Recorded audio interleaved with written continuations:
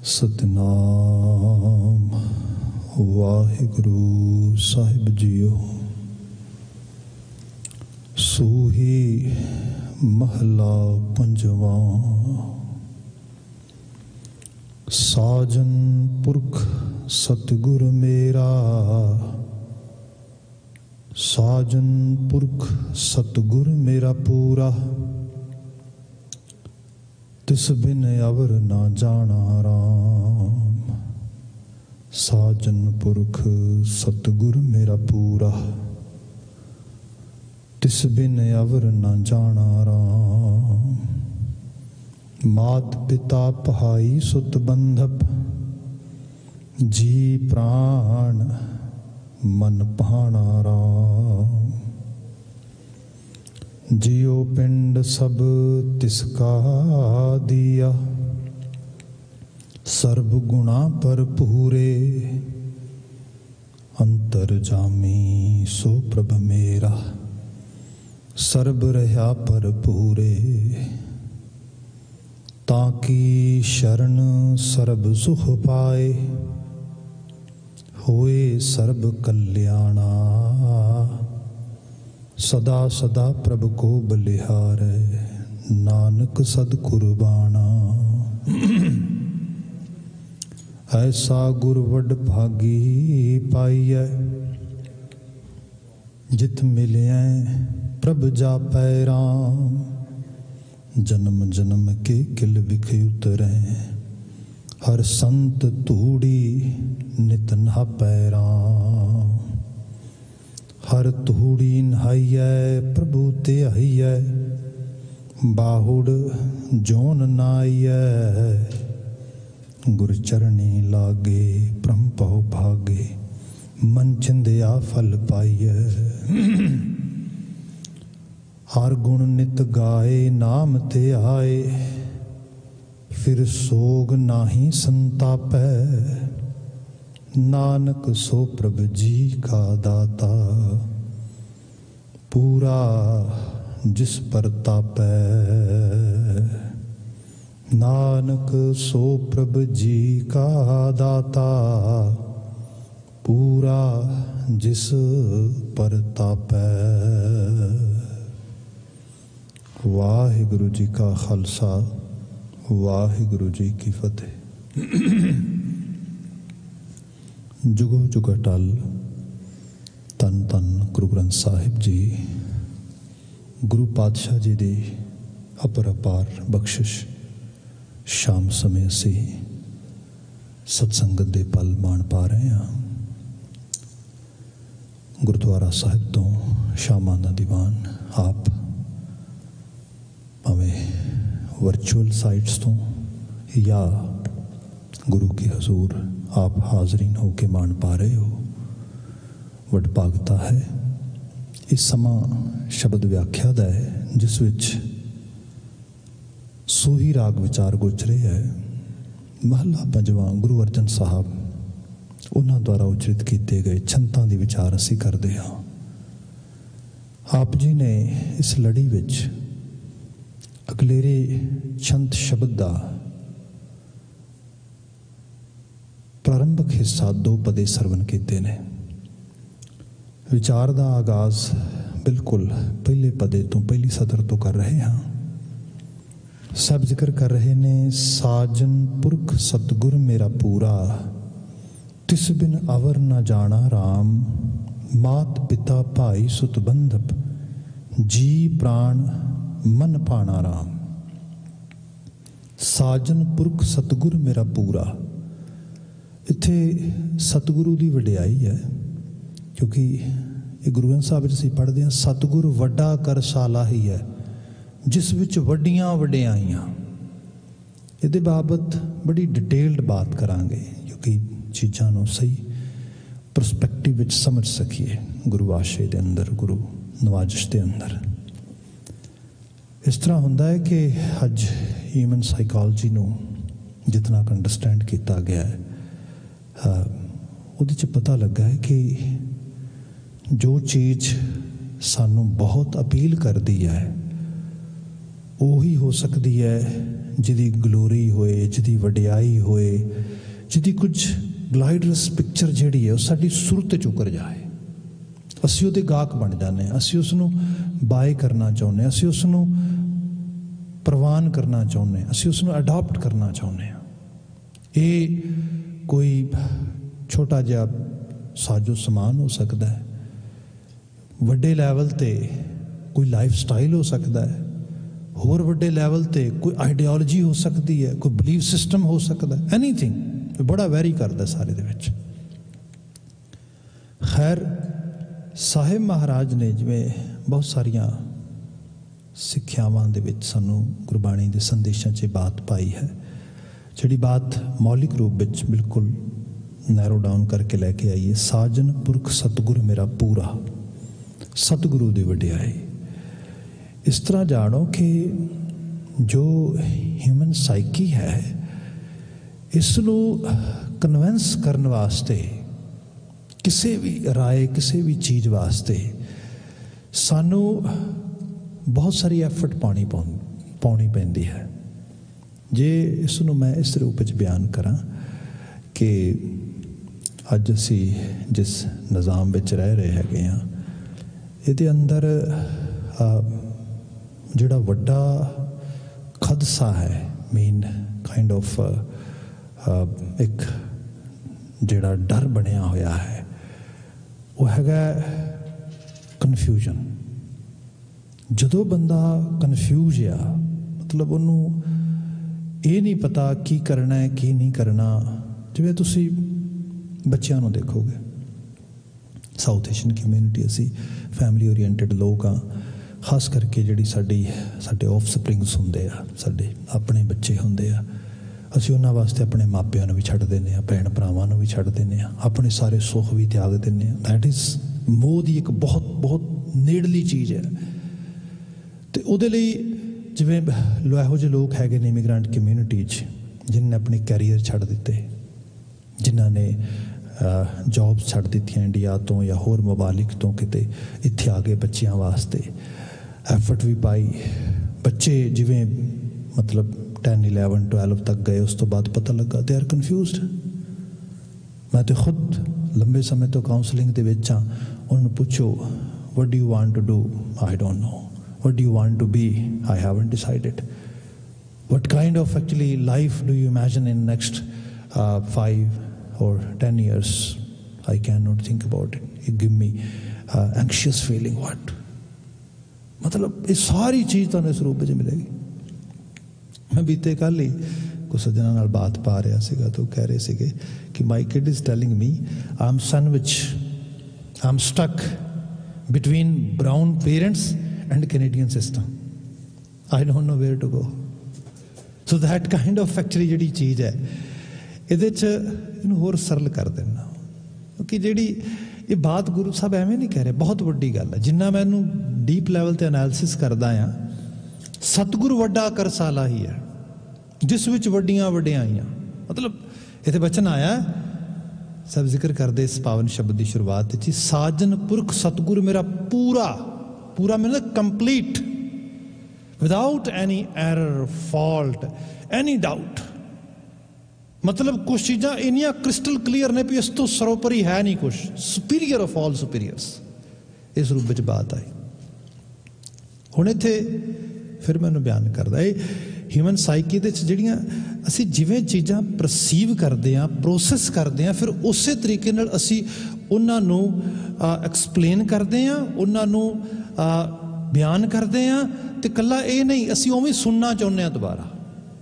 ਇਹ ਸਾਡੀ actually routine ਹੋ ਜਾਂਦੀ ਹੈ। ਫਿਰ ਜਿਵੇਂ ਸਪੋਜ਼ ਆਮ ਘਰਾਂ ਥਾਵਾਂ ਦੇ ਵਿੱਚ ਲੋਕ ਆਪਨੇ ਕਹਿੰਦੇ ਸੁਣੇ ਹੋਣਗੇ, ਕੋਈ ਕਿਸੇ ਕਿਸਮ ਦੀ ਨਿਊਜ਼ ਆਵੇ ਸਿੱਖ ਇੰਸਟੀਟਿਊਸ਼ਨਸ ਬਾਰੇ, ਸਿੱਖ ਕਮਿਊਨਿਟੀ ਐਟ ਹੋਲ, ਸਿੱਖ ਕੁਛ ਉਸ ਤਰੀਕੇ ਦੀ, ਅਤੇ ਸਾਡੇ ਆਮ ਇਹ ਗੱਲ ਕਹੀ ਜਾਂਦੀ, ਲੈ ਸਿੱਖਾਂ ਦਾ ਬੁਰਾ ਹੀ ਹਾਲ ਹੈ। Sorry to say, I have heard so many times these kind of words. Why are they saying? They're not saying it's my statement. They're saying in general, mean वो की कहना चाह रहे हैं, क्योंकि एक माइंड सेट बना लिया ऑलरेडी। माइंड सेट इस करके बना लिया है क्योंकि मैं इस ਸਕੂਲ ਆਫ ਥਾਟ ਨੂੰ ਫੋਲੋ ਨਹੀਂ ਕਰਾਂਗਾ, ਫੋਲੋ ਕਰਨ ਦੀ ਮੇਰੇ 'ਚ ਇੱਛਾ ਨਹੀਂ ਹੈਗੀ। ਸੋ ਜੇ ਮੈਂ ਇੱਛਾ ਹੀ ਨਹੀਂ ਹੈਗੀ, ਮੈਂ ਫੋਲੋ ਹੀ ਨਹੀਂ ਕਰਨਾ, ਸੋ ਇਹਦੀ ਜਿਹੜੀ ਵੈਲੀਡੇਸ਼ਨ ਆ ਉਹੀ ਖਤਮ ਕਰ ਦਿਆਂ। ਨਾ ਮੈਨੂੰ ਇਹ ਵੈਲਿਡ ਲੱਗੇ, ਨਾ ਮੈਂ ਇਸ ਰੂਪ ਵਿੱਚ ਕਰਾਂ। ਬੱਚੇ ਕਈ ਵਾਰੀ ਕਹਿਣਗੇ you guys are Indian parents, you don't know anything. ਇਹਦਾ ਮਤਲਬ ਕੀ ਹੈ? You know mum or dad, you sounds like brown parent, I don't like it. What is this? ਉਹ ਕਹਿੰਦੇ ਇਹਨੂੰ ਅਸੀਂ ਵੈਲਿਡ ਨਹੀਂ ਸਮਝਦੇ ਇਸ ਕਿਸਮ। ਤੇ ਇਹ ਇੱਕ ਡੀਪ ਅੰਦਰ ਸਾਈਕੀ 'ਚ ਚੀਜ਼ ਆ ਰਹੀ ਹੈ। ਹੁਣ ਉਹ ਸੈਂਸ ਆਫ ਬਿਲੋਂਗਿੰਗ ਇੱਥੋਂ ਨਹੀਂ ਲਿਆਉਣਾ ਚਾਹੁੰਦੇ। ਇਹਦਾ ਫਿਰ ਲੌਂਗ ਟਰਮ ਦੇ ਵਿੱਚ ਜਿਹੜਾ ਨੁਕਸਾਨ ਹੈ, ਮਤਲਬ ਕਿਸੇ ਵੀ ਆਈਡੀਓਲੋਜੀ ਨੂੰ, ਵਿਚਾਰਧਾਰਾ ਨੂੰ, ਕਿਸੇ ਖਿਆਲ ਨੂੰ, ਕਿਸੇ ਜੀਵਨ ਜੀਣ ਦੇ ਢੰਗ ਨੂੰ ਤੁਸੀਂ ਇੰਨੇ ਪ੍ਰਜੂਡੀਅਸ ਕਿਵੇਂ ਹੋ ਸਕਦੇ ਹੋ, ਜਜਮੈਂਟਲ ਕਿਵੇਂ ਹੋ ਸਕਦੇ ਹੋ?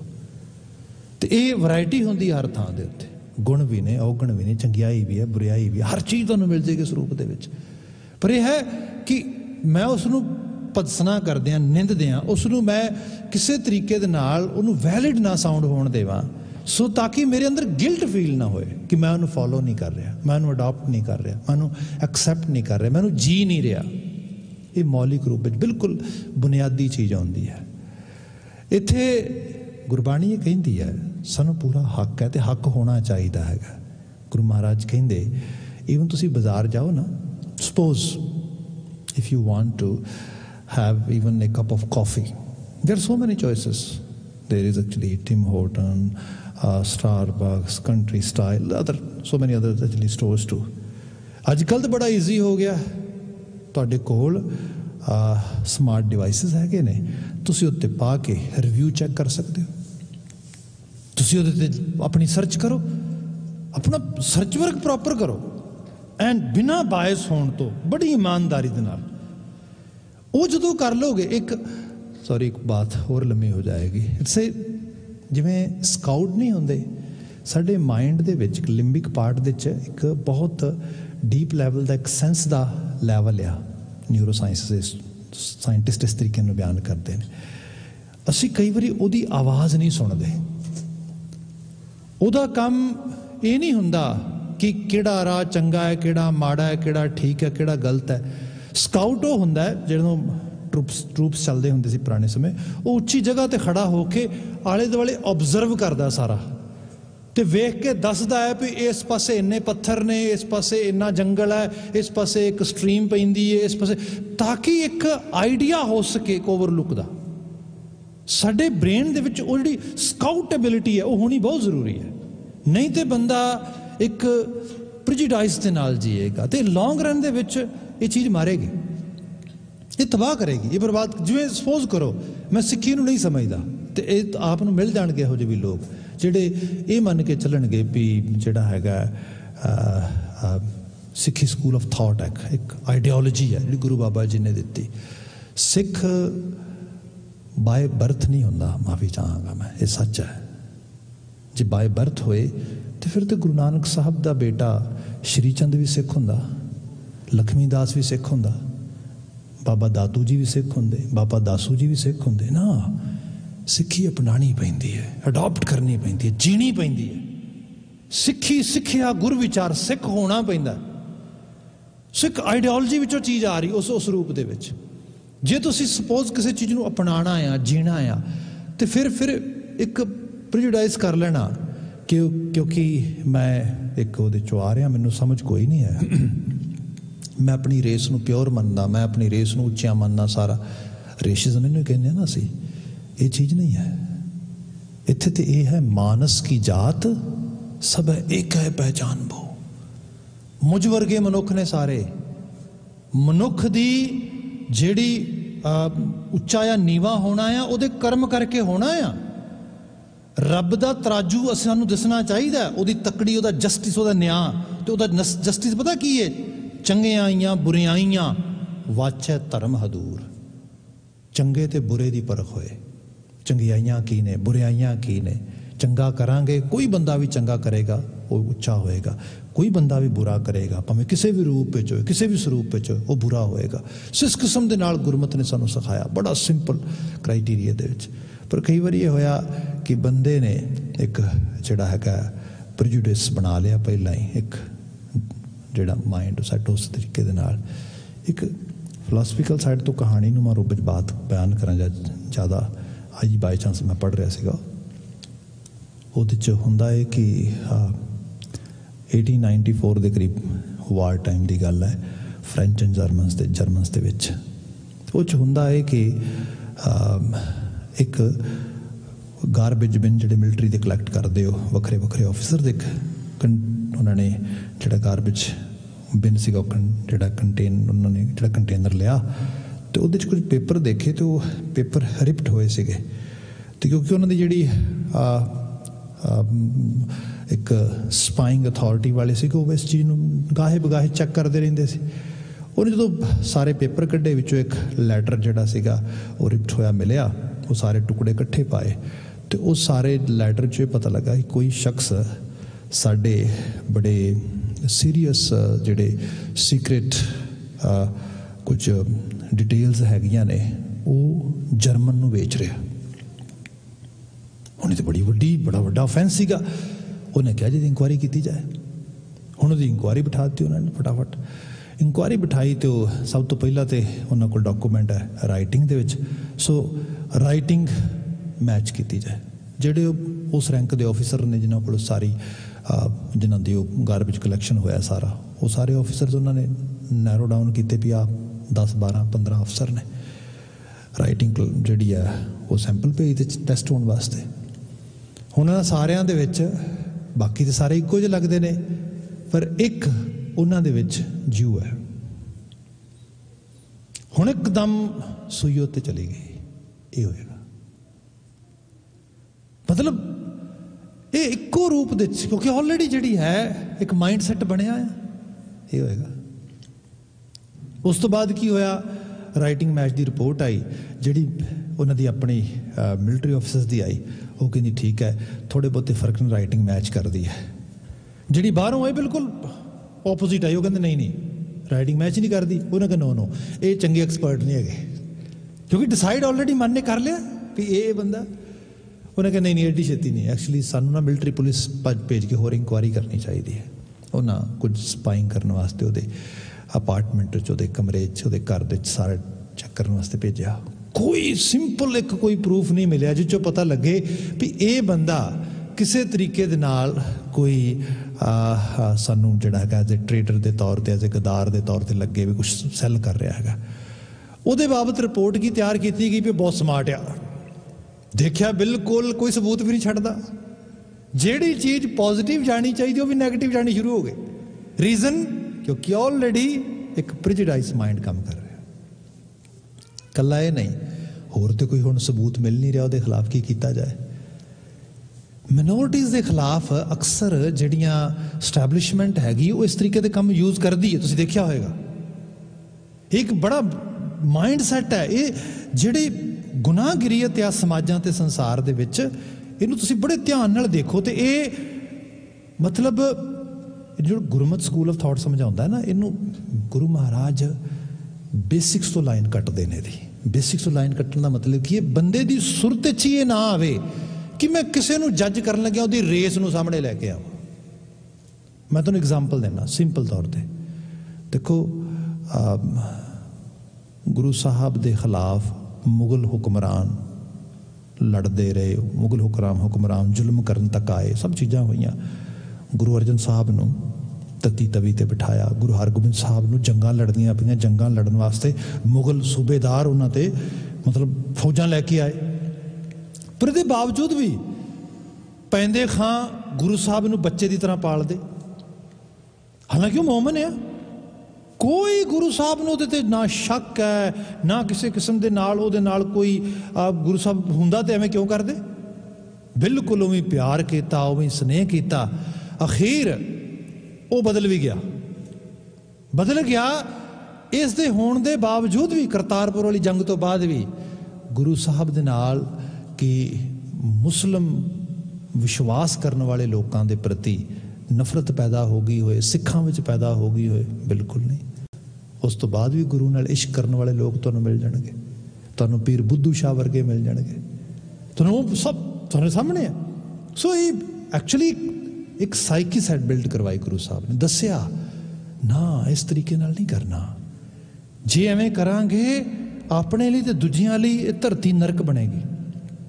ਇਸ ਲਈ ਗੁਣਾਂ ਦਾ ਵਾਸੁਲਾ ਬਣਨਾ, ਉਹਦੇ ਉੱਤੇ ਧਿਆਨ ਦੇਣਾ। ਖੈਰ ਜਿਹੜੀ ਮੈਂ ਬੇਨਤੀ ਕਰਨ ਲੱਗਾ ਸੀਗਾ ਉਹਦੇ ਜਿਹੜੀ ਉਹ ਮੈਂ ਬਾਤ ਇੱਕ ਐਵੀਡੈਂਸ ਤੌਰ 'ਤੇ ਤੁਹਾਨੂੰ ਬਿਆਨ ਕਰ ਰਿਹਾ ਸੀਗਾ ਕਿ ਉਹ ਫਰੈਂਚ ਜਦੋਂ ਫਿਰ ਆਰਮੀ ਨੇ ਹੋਰ ਉਹਦੇ ਬਾਰੇ ਡੀਪ ਰਿਸਰਚ ਕੀਤੀ, ਕੋਈ ਸਬੂਤ ਨਹੀਂ ਉਹਦੀ ਕੰਪਾਰਟਮੈਂਟ ਵਿੱਚ ਵੀ। ਹੁਣ ਕੀ ਹੋਇਆ, ਉਹ ਕਹਿੰਦੇ ਠੀਕ ਹੈ ਜੀ ਇਹਦੇ ਨਾਲ ਸਕੂਲਿੰਗ ਜਿੱਤ ਕੀਤੀ, ਉੱਥੇ ਕੁਛ ਦੇਖਦੇ ਉਸ ਰੂਪ ਵਿੱਚ ਲੱਭਦੇ ਆ। ਉੱਥੇ ਪਤਾ ਲੱਗਾ ਇਸ ਨੇ ਸਕੂਲ ਟਾਈਮ ਦੇ ਵਿੱਚ ਕੁਝ ਫੋਰਨ ਲੈਂਗੁਏਜਸ ਪੜ੍ਹੀਆਂ ਨੇ। ਹਾਂ ਡੈਫੀਨੇਟਲੀ ਉਹ ਵੀ ਉਹਦੇ ਖਿਲਾਫ, ਮਤਲਬ ਜਿੰਨੇ ਚੀਜ਼ ਉਹਦੇ ਹੱਕ 'ਚ ਜਾਣੇ ਚਾਹੀਦੇ ਉਹਦੇ ਗੁਣ ਨੇ ਉਹ ਵੀ ਉਹਦੇ ਖਿਲਾਫ ਚੱਲਦੇ ਗਏ। ਫਿਰ ਪਤਾ ਲੱਗਾ ਇਹਦੀ ਮੈਮਰੀ ਬੜੀ ਸ਼ਾਰਪ ਹੈ, ਡੈਫੀਨੇਟਲੀ ਇਸ ਇੱਕ ਸਪਾਈ ਹੈ, ਕਿਉਂਕਿ ਇਹ ਜਿਹੜਾ ਇਹ ਸਪਾਈ ਬਹੁਤ ਸ਼ਾਰਪ ਮੈਮਰੀ ਵਾਲੇ ਹੁੰਦੇ ਨੇ।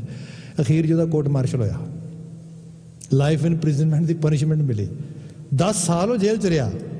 ਉਸ ਤੋਂ ਬਾਅਦ ਕਿਤੇ ਉਹਦਾ ਇੱਕ ਸੀਨੀਅਰ ਆਫਿਸਰ ਸੀਗਾ, ਉਹਦੇ ਕਿਤੇ ਦਿਮਾਗ 'ਚ ਗੱਲ ਖੜਕਦੀ ਰਹੀ। ਉਹਨੇ 10 ਸਾਲ ਬਾਅਦ ਉਹਨੇ ਕਿਹਾ ਵੀ ਕਿਤੇ ਐਸਾ ਨਾ ਹੋਏ ਉਹ ਵਾਕਿਆ ਜਿਹੜਾ ਟ੍ਰੇਟਰ ਹੈ ਉਹ ਸਾਡੀ ਆਰਮੀ 'ਚ ਹੀ ਮੌਜੂਦ ਹੋਏ। ਮਤਲਬ ਉਹਦੇ ਇੱਕ ਸਿਰਫ ਉਸ ਤੋਂ ਬਾਅਦ ਉਹਨੇ ਦੁਬਾਰਾ ਉਸ ਕੇਸ ਖਲਵਾਇਆ ਤੇ ਪਤਾ ਲੱਗਾ ਹੀ ਵਾਜ਼ ਟੋਟਲੀ ਇਨੋਸੈਂਟ। ਉਹ ਫਿਰ ਇੱਕ ਕਲਾਸੀਕਲ ਐਗਜ਼ਾਮਪਲ ਬਣੀ ਸਾਈਕੋਲੋਜੀ ਦੇ ਵਿੱਚ ਕਿ ਅਸੀਂ ਕਈ ਵਾਰ ਅੱਖਾਂ ਨਾਲ ਵੇਖ ਕੇ ਵੀ ਸਭ ਕੁਝ ਹੁੰਦਿਆਂ ਵੀ ਕਿਸੇ ਇੱਕ ਥਾਟ ਨਾਲ ਇਤਨੇ ਜ਼ਿਆਦਾ ਪ੍ਰਿਜਡਾਈਸ ਹੋ ਜਾਂਦੇ ਹਾਂ, ਅਸੀਂ ਅਡਾਪਟ ਕਰਨ ਨੂੰ ਤਿਆਰ ਨਹੀਂ ਹੁੰਦੇ। ਜਿਹੜਾ ਮੈਂ ਇਹ ਸਾਰੇ ਐਗਜ਼ਾਮਪਲ ਇਸ ਕਰਕੇ ਦੇ ਰਿਹਾ, ਜਿਹੜਾ ਏਥੀਸਟ ਮਾਈਂਡ ਹੋਣ ਵਾਲੀ ਗੱਲ ਹੋ ਰਹੀ ਹੈ ਅੱਜ ਕੱਲ੍ਹ। ਸਤਿਗੁਰੂ ਵੱਡਾ ਕਰ ਸਾਲਾਹੀ ਹੈ, ਇੱਕ ਸਕੂਲ ਆਫ ਥਾਟ ਦੀ ਵਡਿਆਈ ਦੀ ਗੱਲ ਕਰਦੇ ਗੁਰੂ ਸਾਹਿਬ। ਸਾਡੇ ਆਪਣੇ ਘਰਾਂ ਥਾਵਾਂ ਦੇ ਸਾਡੇ ਬੱਚੇ, ਸਾਡੇ ਆਲੇ ਦੁਆਲੇ ਸਾਨੂੰ ਤੁਹਾਨੂੰ ਮਿਲ ਜਾਣਗੇ ਇਹੋ ਜਿਹੇ ਲੋਕ। ਮੈਂ ਜੇ ਮਿਸਾਲਾਂ ਦਿੱਤੀਆਂ ਕਈ ਜਿਹੜੇ ਕਹਿੰਦੇ ਨਹੀਂ ਅਸੀਂ ਮਤਲਬ ਇਸ ਚੀਜ਼ ਨੂੰ ਨਹੀਂ ਅਡਾਪਟ ਕਰਨਾ, ਇਸ ਰਾਹ 'ਤੇ ਨਹੀਂ ਤੁਰਨਾ। ਇਹਦਾ ਵੱਡੇ ਪੱਧਰ 'ਤੇ ਜਿਹੜਾ ਕਾਰਨ ਬਣ ਰਿਹਾ ਹੈ, ਕਿਉਂਕਿ ਜੇ ਕੋਈ ਸਾਨੂੰ ਵੀਕਨੈਸ ਦਿਸਦੀ ਹੈ ਉਹ ਸਾਨੂੰ ਲੱਗਦੀ ਵੀਕਨੈਸ ਬਰਾਊਨ ਕਲਰ ਦੀ। ਜੇ ਕੋਈ ਸਾਨੂੰ ਕਮਜ਼ੋਰੀ ਲੱਗਦੀ ਹੈ, ਸਾਨੂੰ ਲੱਗਦੀ ਹੈ ਪੰਜਾਬੀ ਮਾਂ ਪਿਆਂ ਦੀ ਤਾਂ ਉਹਨਾਂ ਦੀ ਕਮਜ਼ੋਰੀ ਹੈ। ਅਸੀਂ ਉਹਨੂੰ ਇਨ ਜਨਰਲ ਨਹੀਂ ਕਰਦੇ। ਜੇ ਕੋਈ ਖੂਬੀ ਦਿਸਦੀ ਹੈ ਉਸ ਨੂੰ ਅਸੀਂ ਇਨ ਜਨਰਲ ਕਰ ਲਿਆ, ਠੀਕ ਹੈ ਸਾਰੇ ਕਰਦੇ ਨੇ, ਇਹ 'ਚ ਕਿਹੜੀ ਗੱਲ ਹੈ, ਇਸ ਰੂਪ ਵਿੱਚ ਕਿਹੜੀ ਬਾਤ ਹੋ ਗਈ। ਹਾਲਾਂਕਿ ਜੇ ਸਹੀ ਤਰੀਕੇ ਨਾਲ ਦੇਖਾਂਗੇ ਤੇ ਆਪਣੀ ਹੈਰੀਟਰੀ ਨੂੰ ਦੇਖੀਏ, ਵਿਰਾਸਤ ਨੂੰ ਦੇਖੀਏ, ਜਿਸ ਸਮੇਂ ਦੇ ਵਿੱਚ ਲੋਕੀ ਆਪਣੇ ਪਿੰਡ ਤੋਂ ਬਾਹਰ ਜਾਣ ਲਈ ਡਰਦੇ ਸੀਗੇ, ਉਸ ਸਮੇਂ 'ਚ ਤੁਹਾਡੇ ਬਜ਼ੁਰਗ ਬਾਬੇ ਕਿੱਥੋਂ ਚੱਲੇ। ਕਾਮਾ ਗਾਟਾ ਮਾਰੂ ਦੀਆਂ ਅਸੀਂ ਗੱਲਾਂ ਪੜ੍ਹਦੇ ਹਾਂ, ਕਿਸ ਸਮੇਂ ਦੇ ਵਿੱਚ ਇੱਥੇ ਆ ਕੇ ਸਟੈਬਲਿਸ਼ ਕੀਤਾ ਸਾਰਾ ਕੁਛ। ਜੇ ਦੇਖਿਆ ਜਾਏ ਤੇ ਅੱਜ ਦੀ ਤਾਰੀਖ ਦੇ ਵਿੱਚ ਵੀ ਜਿਹੜੀ ਇੱਥੋਂ ਦੀ ਖਾਸ ਕਰਕੇ ਐਬਰੀਜਨਸ ਕਮਿਊਨਿਟੀ ਹੈ, ਕਿੰਨੀ ਸਟਰਗਲ ਕਰ ਰਹੀ ਹੈ। ਇਹਦੇ ਮੁਕਾਬਲਤਨ ਇੱਕ ਇਮੀਗ੍ਰੈਂਟ ਕਮਿਊਨਿਟੀ ਜਿਸ ਨੂੰ ਆਪਣੇ ਹੀ ਮੁਲਕ ਦੇ ਵਿੱਚ ਸੈਕੰਡ ਲੈਵਲ ਦਾ ਇੱਕ ਜਿਹੜਾ ਹੈਗਾ ਉਹਨੂੰ ਸਿਟੀਜ਼ਨ ਮੰਨਿਆ ਜਾਂਦਾ ਸੀਗਾ।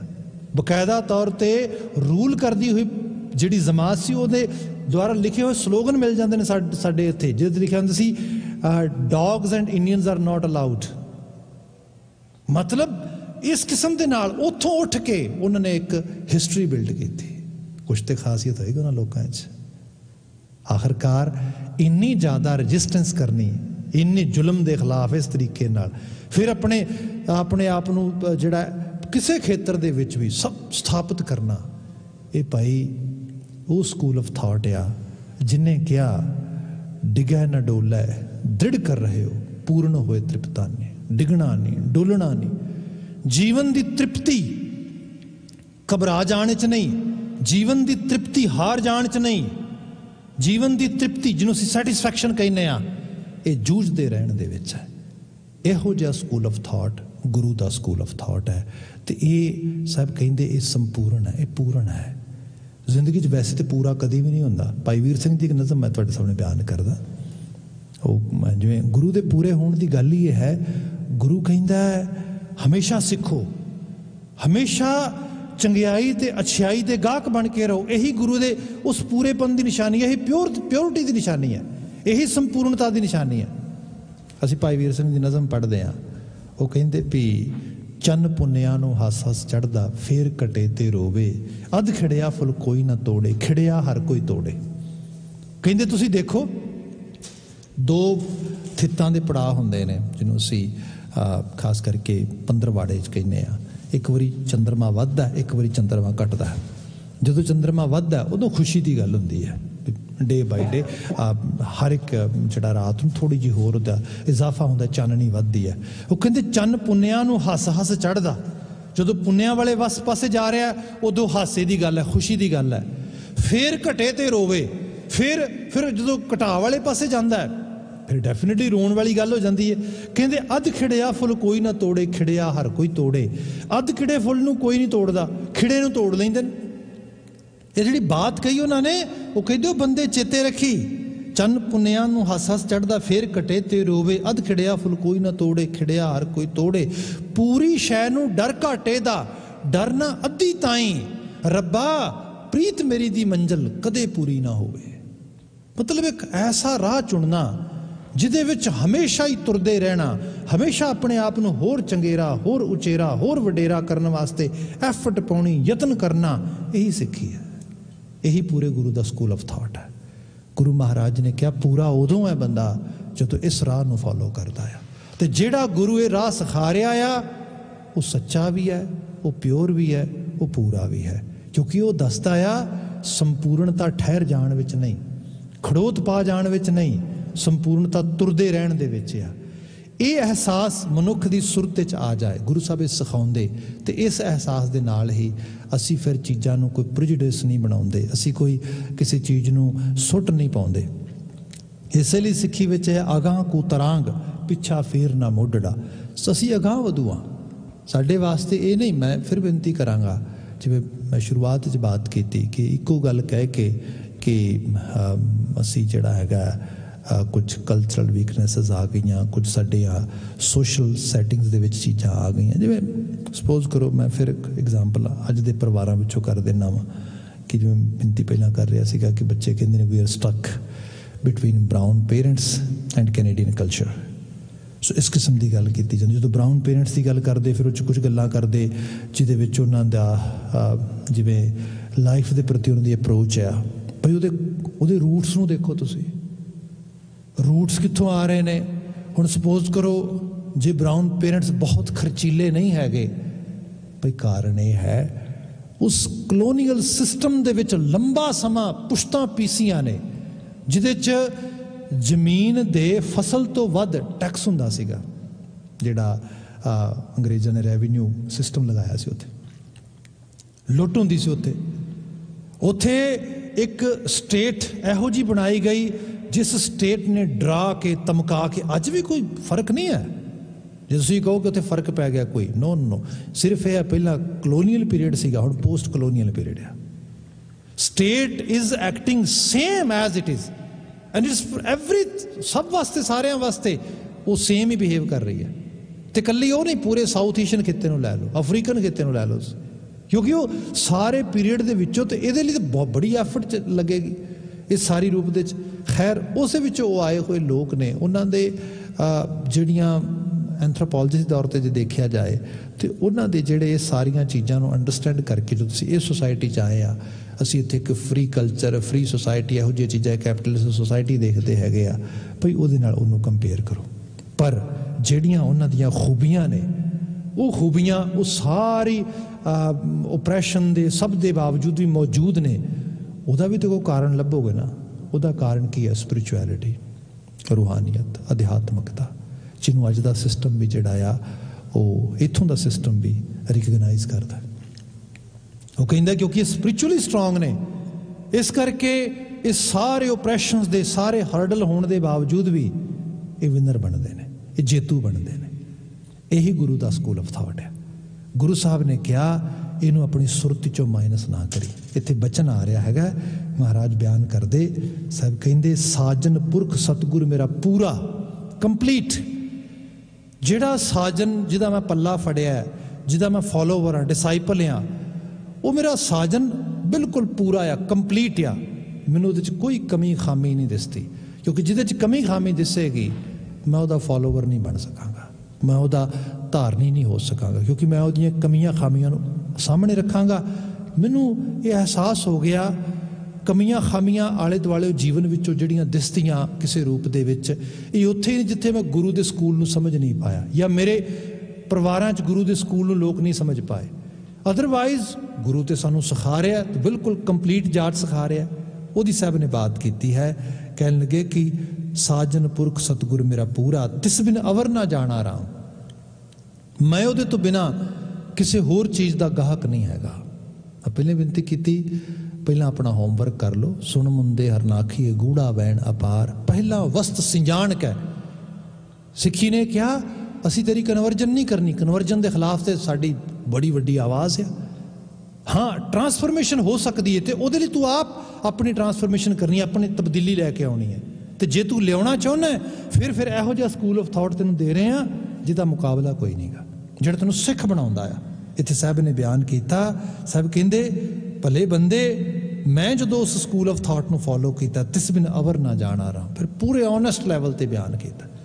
ਫਿਰ ਸੱਜੇ ਖੱਬੇ ਦੇ ਰਾਹ ਖਤਮ ਕਰ ਦਿੱਤੇ ਮੇਰੇ ਲਈ, ਫਿਰ ਉਹਦੇ ਤੋਂ ਬਿਨਾਂ ਕੁਝ ਹੋਰ ਨਹੀਂਗਾ। ਜਿਹਨੂੰ ਭਗਤ ਫਰੀਦ ਜੀ ਨੇ ਬੜੇ ਸੋਹਣੇ ਅੰਦਾਜ਼ ਵਿੱਚ ਬਿਆਨ ਕੀਤਾ, ਟੁੰਡਹਿੰਦੀਏ ਸੁਹਾਗ ਕੂ ਤੋਤਨ ਕਾਈ ਕੋਰ, ਜਿਨ੍ਹਾਂ ਨਾਉ ਸੁਹਾਗਣੀ ਤਿੰਨਾ ਝਾਕ ਨਾ ਹੋਰ। ਜਦੋਂ ਸੁਹਾਗਵਤੀ ਹੋ ਗਈ, ਹੋਰ ਦੀ ਝਾਕ ਹੀ ਮੁਕਾ ਦਿੱਤੀ, ਖਤਮ। ਬੜਾ ਸਟੇਟ ਫਾਰਵਰਡ ਰਾਹ ਹੋ ਗਿਆ।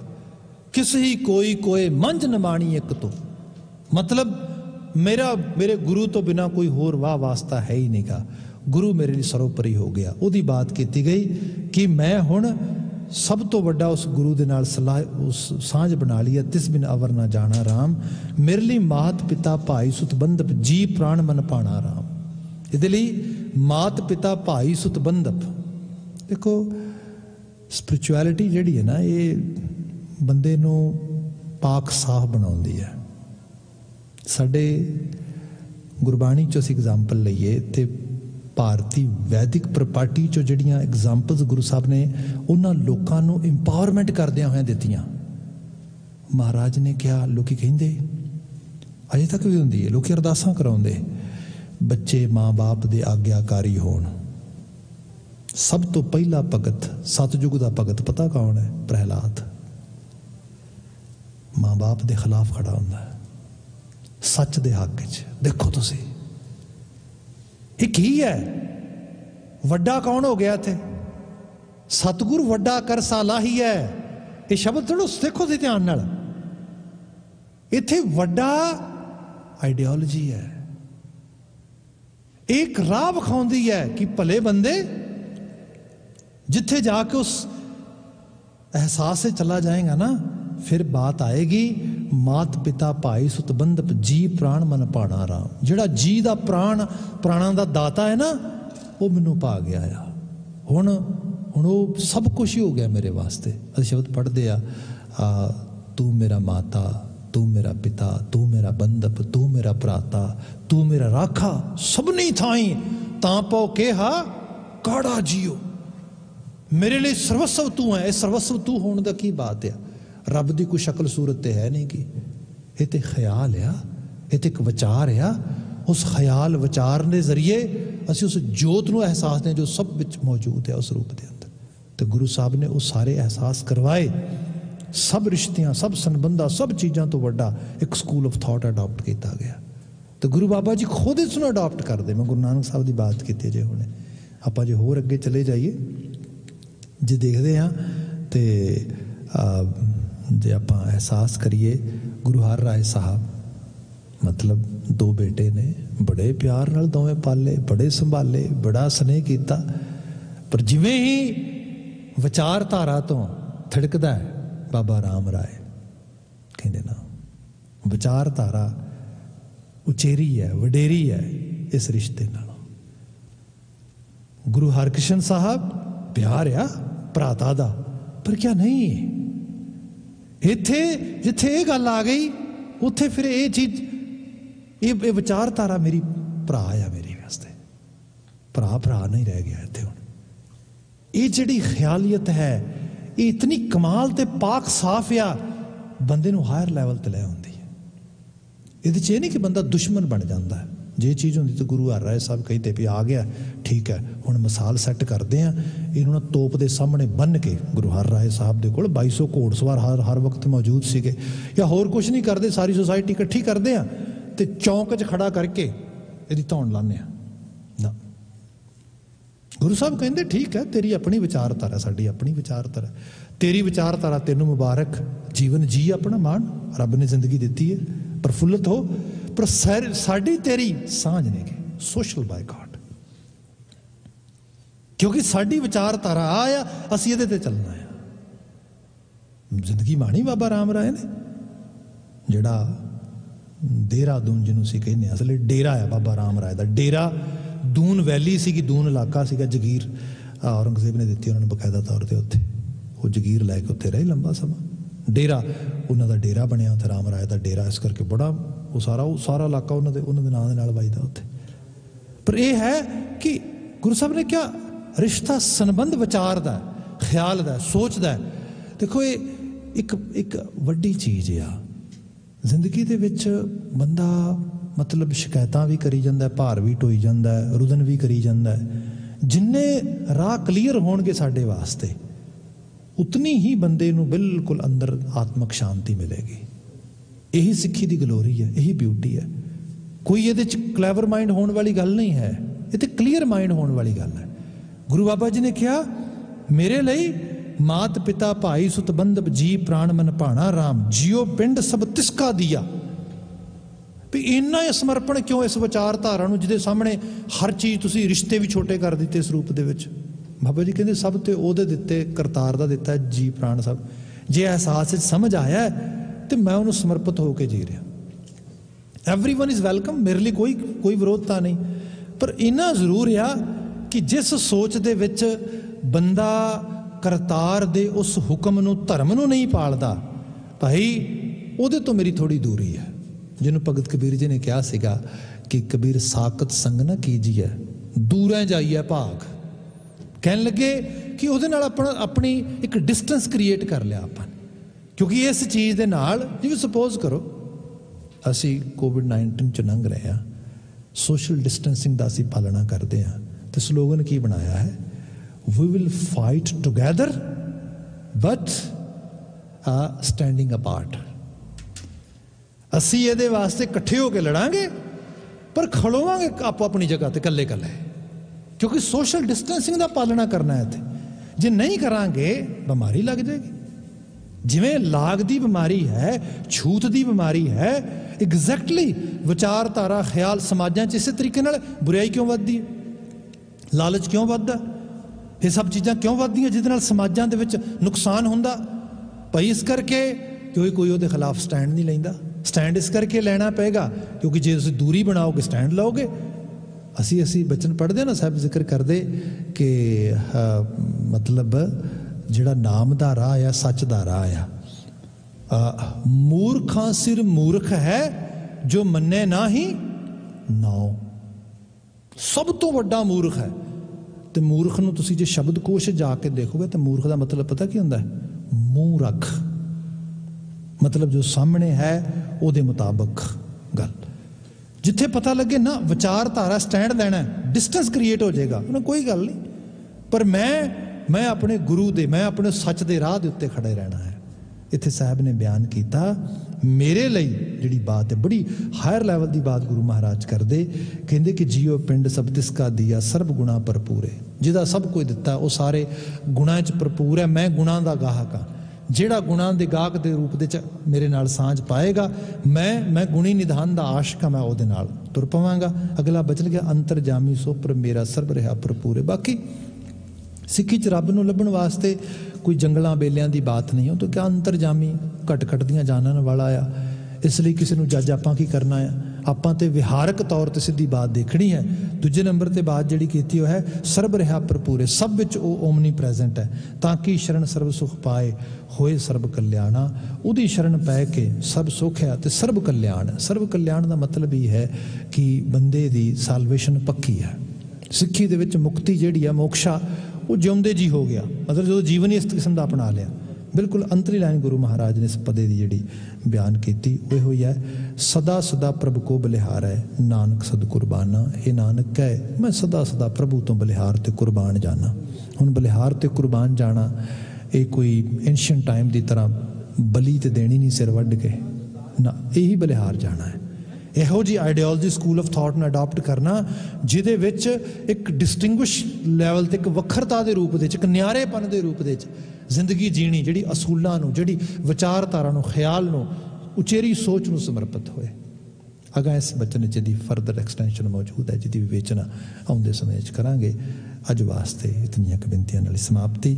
ਆਪਣੇ ਕਿਸਾਨ ਮਾਈ ਭਾਈ ਲਈ ਜੋ ਹੱਕ ਹਕੂਕਾਂ ਲਈ ਜੂਝ ਰਹੇ ਨੇ ਉਹਨਾਂ ਲਈ ਦਿਲੀ ਅਰਦਾਸ ਹੈ, ਉਹਨਾਂ ਦੀ ਚੜ੍ਹਦੀ ਕਲਾ ਦੀ, ਉਹਨਾਂ ਦੀ ਸਫਲਤਾ ਦੀ। ਇੱਥੇ ਸਮਾਪਤੀ। ਭੁੱਲਾਂ ਗਲਤੀਆਂ ਨਾ ਚਤਾਰਿਓ ਜੇ ਸਭ ਪ੍ਰੇਮ ਆਵਾਜ਼ ਦੇ ਕੇ ਕਹਿਣਾ ਜੀ ਵਾਹਿਗੁਰੂ ਜੀ ਕਾ ਖਾਲਸਾ ਵਾਹਿਗੁਰੂ ਜੀ ਕੀ ਫਤਿਹ।